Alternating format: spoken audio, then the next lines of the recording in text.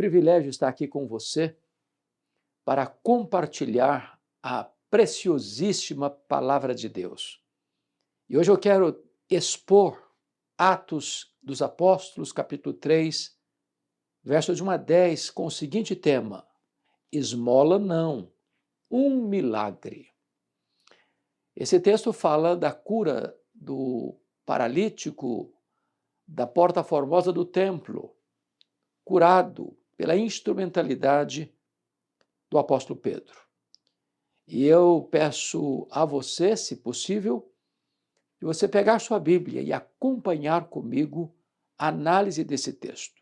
Hoje eu vou seguir o chamado método Lectio Continua, ou seja, vamos examinando versículo por versículo, bebendo desta fonte, recebendo a instrução de Deus pela iluminação do Espírito Santo, para compreendermos este extraordinário milagre para um homem que só tinha pedido uma esmola. Então vamos ao verso 1. Está escrito: Pedro e João subiam ao templo para a oração da hora nona. Pedro e João são apóstolos de Jesus. Eles, via de regra, aparecem juntos na Bíblia. Eles eram sócios de uma empresa pesqueira. Eles foram chamados por Jesus para serem apóstolos. Agora Jesus já morreu na cruz, já ressuscitou, já voltou para o céu, já derramou o Espírito Santo sobre a igreja, e a igreja de Jerusalém perseverava na doutrina dos apóstolos e nas orações. Esses dois líderes da igreja estão se dirigindo à casa de Deus, ao templo, para a oração da hora nona, às 3 horas da tarde. A liderança da igreja ora. A liderança da igreja não apenas fala de oração, mas pratica a vida de oração. E eles estão indo juntos para aquela reunião de oração às 3 horas da tarde no Templo de Jerusalém. Versículo 2 diz que era levado um homem coxo de nascença, o qual punham diariamente à porta do templo chamada Formosa, para pedir esmola aos que entravam. Veja você que este homem paralítico não vai, claro, ele não pode andar, ele é levado. Alguém precisa se importar com ele, alguém precisa ajudá-lo. E essas pessoas certamente faziam o melhor de si todos os dias, sem tardança, sem qualquer pausa, todos os dias. Levava este homem paralítico de nascença, coxo de nascença, suas pernas não funcionavam. Ele não tinha vigor nas suas pernas, ele não podia andar. Ele era levado todos os dias e colocado ali, na porta, onde as pessoas passavam, chegavam e saíam. Qual o propósito? Para que essas pessoas, conduídas dele, pudessem dar a ele uma esmola, uma ajuda, algum valor, por menor que fosse, para mantê-lo vivo, para sustentá-lo, uma vez que ele não podia trabalhar. Aqui encontramos a lição de que é bênção ter amigos que nos ajudam, que nos assistem, que nos apoiam, que nos carregam nos braços. Este homem ia para a porta do templo porque pressupunha que essas pessoas eram generosas, elas estavam adorando a Deus, elas iam orar a Deus, e então essas pessoas são mais sensíveis a atender a necessidade daqueles que precisam. Este homem tinha um problema insolúvel, ele era coxo. Mais do que isso, a sua paralisia das pernas não era resultado de um acidente, ele tinha nascido assim. Ele nunca tinha andado na vida, ele não sabia o que era andar. Ele não foi um bebê que aprendeu a andar, ele nasceu coxo, ele viveu coxo, ele cresceu coxo, ele estava coxo todos os dias da sua vida, dependendo das migalhas que caíam, talvez no seu prato, talvez na sua salva, para que ele pudesse, pelo menos, ter o pão de cada dia. Versículo 3. Vendo ele a Pedro e João, que iam entrar no templo, implorava que lhes dessem uma esmola. Este homem não só está na porta do templo, ele está observando as pessoas que chegam. Cada pessoa que chega era uma esmola em potencial. E então ele, ao ver Pedro e João, observa esses dois apóstolos, vê esses dois apóstolos Eles iam entrar no templo. E diz o texto que ele implorava uma esmola. Ele não pedia apenas, ele implorava. Por favor, me ajude. Por favor, me socorra. Tenha misericórdia de mim. Me dê uma esmola. Me dê uma oferta. Lembra de mim. Me socorre aqui. Eu preciso de ajuda. Eu não posso trabalhar. Eu estou vivendo a míngua. Eu preciso da ajuda de vocês. Ele implorava e implorava e implorava. Não a cura, mas uma esmola. Apenas uma pequena ajuda para sobreviver naquele dia. Há tantas pessoas que estão pedindo esmolas. Elas não acreditam mais na possibilidade de um milagre, de algo extraordinário, de uma reviravolta na vida, de uma libertação da paralisia, de uma possibilidade de sair dessa algema invisível da paralisia. Ele está trancado, talvez, num ambiente de angústia, de sofrimento, de dor, de solidão. Ele pede ajuda. Vamos ver a resposta. Versículo de número 4. Pedro, fitando-o juntamente com João, disse: olha para nós. Agora não é o homem que vê Pedro e João. Agora é Pedro e João que fitam, que olham detidamente, demoradamente, propositadamente para aquele homem paralítico. E então dizem para ele: olha para nós. Esta é uma palavra tão poderosa. Aqueles dois apóstolos não disseram: olha para Jesus, olha para este, olha para aquele outro, olha para nós. E eles não estão apenas querendo uma contemplação humana. Eles podem ser, para aquele homem, modelo, exemplo, paradigma. Às vezes nós, com boas intenções, dizemos: não, você não tem que olhar para mim, você tem que olhar para Jesus. Mas esses homens têm autoridade para dizer isso. Olha para nós. Veja como vivemos. Observe como nós nos comportamos. Aquilo que Paulo disse em 1 Coríntios capítulo 11, versículo 1, sede meus imitadores, como eu sou de Cristo. Versículo 5, ele os olhava atentamente, esperando receber alguma coisa. A ordem é: olha para nós. E o homem, então, obedece a esta ordem de Pedro e João e fixou os olhos nos dois, demoradamente, atentamente. Para quê? Aguardando uma ajuda, uma esmola, alguma coisa. Não tem expectativa, não tem sonho, não tem esperança de milagre, não tem qualquer pedido de milagre. Não há aqui qualquer desejo maior do que receber uma mísera esmola, alguma coisa. É só isso. Quantas pessoas que estão assim? Talvez acostumadas com o seu problema, acomodadas no seu problema. Acham que não tem saída, que não tem jeito, que não tem solução. Não pedem um socorro no sentido de um milagre, uma cura, uma libertação, uma manifestação do extraordinário. Querem apenas sobreviver. Já se acostumaram em ser carregadas. Já acostumaram a viver de migalhas. Estão contentes apenas com a mísera esmola. Não querem mais, não esperam mais, não pedem mais, não desejam mais. Talvez já morreu na esperança, já morreu no coração qualquer luz de esperança. Mas veja o que vai acontecer. Versículo de número 6.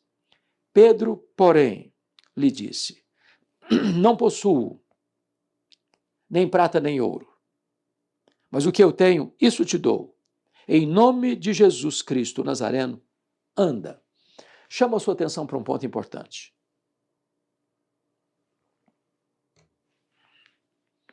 Quando Pedro e João disseram: olha para nós, os dois estão dizendo isto. Mas você não vai encontrar na Bíblia nenhum milagre operado pelo apóstolo João. Ele tem intimidade com Deus, mas não recebeu este dom de Deus. Agora é Pedro, e apenas Pedro, que está falando. Eu não tenho ouro, eu não tenho prata, Os apóstolos não eram homens ricos, homens comuns, que haviam abandonado as redes, uma empresa pequena, apenas de sobrevivência, para seguirem a Jesus. Eles não vivem no luxo, no fausto, na riqueza, na abundância. Eles são homens de Deus, eles são homens de oração, mas são homens pobres. A vida deles contraria a teologia da prosperidade. Esses homens não tinham ouro, não tinham prata. Mas Pedro diz: o que eu tenho, isso eu te dou. Pedro tem algo que aquele homem não conhecia. Pedro tem algo que aquele homem não esperava. Pedro tem muito mais do que uma esmola para dar para ele. Pedro é o instrumento de Deus nas mãos de Jesus Cristo, no nome de Jesus de Nazaré, para trazer cura, para trazer libertação, para trazer um tempo novo na história deste homem. Pedro tem milagre, muito mais do que as migalhas de uma esmola. Agora, notem, Pedro não manda este homem andar em seu próprio nome. O poder não está em Pedro. A fonte do poder não está em Pedro. Pedro é apenas um canal. Pedro é apenas um instrumento. O poder está no nome de Jesus. O que eu tenho, isso eu te dou. Em nome de Jesus, o Nazareno, levanta e anda. Anda. Mas esse homem nasceu coxo. Esse homem nunca andou na vida. Ele nunca deu os primeiros passos de um bebê. E agora, a Escritura diz que este homem recebe uma ordem do apóstolo Pedro. Em nome de Jesus o Nazareno, anda. Anda. Que coisa extraordinária. Que milagre extraordinário. Que poder extraordinário. Que graça extraordinária. Este homem recebe uma ordem para fazer o que ele nunca fez na vida. Esse homem recebe uma ordem para fazer o que ele sempre talvez desejou, mas achava impossível. Este homem recebe a ordem de andar. É muito curioso. Passaram-se séculos e séculos. E um dia, Tomás de Aquino está andando com o Papa da igreja da época pelos palácios da cidade onde o Papa morava, a cidade de Roma, e o Papa disse para ele: bem vê, Tomás de Aquino, tanta riqueza, tanto fausto, tanto ouro, tanta prata. Agora nós não precisaríamos dizer, como Pedro disse para aquele paralítico: eu não tenho ouro, eu não tenho prata. Mas então Tomás de Aquino respondeu ao Papa: é verdade, tem muito ouro, tem muita prata, mas talvez também hoje não se possa dizer ao paralítico: em nome de Jesus o Nazareno, anda. A igreja tem dinheiro, mas não tem poder. A igreja tem ouro e prata, mas não tem autoridade. A igreja tem riquezas materiais, mas não tem poder espiritual. O apóstolo Pedro olha para aquele homem e diz: eu não tenho ouro, eu não tenho prata, mas o que eu tenho, isso eu te dou. Em nome de Jesus o Nazareno, anda. O poder não é dele, o poder vem de Jesus, o Nazareno. Versículo de número 7 diz: e tomando-o pela mão direita, o levantou, imediatamente os seus pés e tornozelos se firmaram. Veja você que Pedro, além de dar ordem, dá mais um passo. Toma-o pela mão direita. É a mão destra, é a mão da força, é a mão do poder, é a mão da autoridade. E mais, o levantou. Agora, preste atenção. Imediatamente os seus pés e tornozelos se firmaram. Note que o milagre tem uma participação humana e a ação divina. Estender a mão direita, botar o homem de pé Isso foi o que Pedro fez. Isso foi obra humana. Mas a segunda parte Pedro não tinha poder para fazer. Aí Jesus fez. Os seus pés e tornozelos se firmaram. Isso é maravilhoso, porque Deus sempre opera a partir do que nós temos. Ele faz o que nós não podemos fazer. E nós devemos fazer aquilo que podemos fazer. Segurar o homem pela mão direita, botar o homem de pé, isso Pedro podia fazer. Mas só em nome de Jesus o Nazareno, aquele homem podia ver os seus pés e tornozelos se firmando. Este é um milagre de Deus. Esta é a operação maravilhosa do milagre de Deus. Não uma esmola, mas um verdadeiro milagre. Agora vejamos, versículo 8. De um salto se pôs em pé, passou a andar e entrou com eles no templo, saltando e louvando a Deus. Isso é incrível e maravilhoso, sabe por quê? Pense comigo num coxo, num paralítico, que esse homem tinha mais de 40 anos, e o texto de Atos vai dizer isso, e ele nunca andou, e ele nunca ficou de pé, e ele nunca deu um salto, ele nunca conseguiu caminhar. Mas o texto nos informa que de um salto ele se pôs em pé. Se fosse hoje, alguém diz, olha, você está curado, sim, mas você vai ter que fazer tantas sessões de fisioterapia, você vai ter que entrar numa academia, você vai ter que contratar um profissional desta área, você vai precisar tonificar os seus músculos, você vai precisar de tonificar os seus artérios, você vai precisar de melhorar os seus tornozelos, os seus pés. Não, o homem nunca andou, e ele dá um salto, e os seus pés se firmam. E ele diz o texto que ele começou a andar, passou a andar, entrou com Pedro e João no templo e ele saltava, louvando a Deus. Isso é maravilhoso, porque talvez esse homem tivesse quebrado alguns protocolos no templo.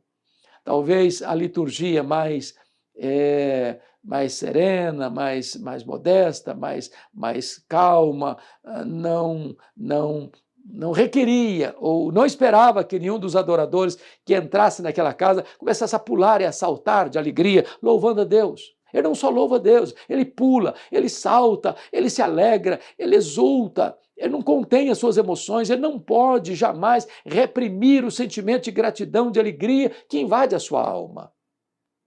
Ele recebeu um grande milagre, quando esperava apenas uma esmola. Um grande milagre.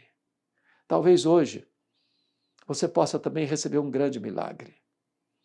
Talvez você já se acostumou com determinadas situações da sua vida, você já acha que não tem mais jeito, já está sedimentado o problema, não vai sair dessa mesmo, você se conformou com a situação, talvez você queira apenas uma migalha, apenas se contentando com a esmola. Eu quero dizer que Deus tem mais para você, que Jesus tem mais para você, Ele pode fazer um milagre na sua vida, Ele pode botar você de pé, Ele pode fazer você saltar de alegria, Ele pode colocar um cântico de júbilo nos seus lábios, Ele pode fazer um milagre extraordinário na sua história, na sua vida. Mas, concluindo, está escrito, viu todo o povo a andar e a louvar a Deus. Agora a alegria deste homem é tão exuberante que transborda como uma cachoeira que brota e jorra as catadupas, chega diante de todos os olhares que estavam lá no templo.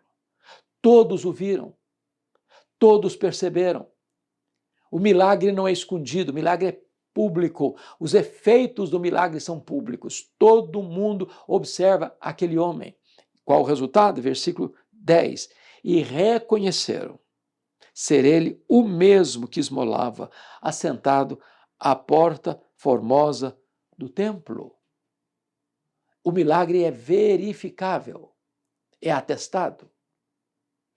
Os milagres que Jesus opera através dos seus servos, todos podem ver, todos podem notar. É um fato concreto, verificável por todas as pessoas que olham, veem e chegam a essa conclusão. É ele. Estava paralítico, agora está andando. Estava coxo, agora está saltando. Estava pedindo uma esmola, agora testemunha um milagre. Estava apenas esperando migalhas, agora recebe o que nenhum ouro nem prata do mundo pode comprar. E conclui o texto assim. e se encheram de admiração e assombro por isso que lhe acontecera. Quando as pessoas olham para a sua vida e percebem o grande milagre que Deus operou na sua história, elas também vão ficar admiradas, cheias de assombro por aquilo que aconteceu na sua vida. Que a sua vida seja este farol a brilhar, seja este outdoor a demonstrar, seja este megafone a anunciar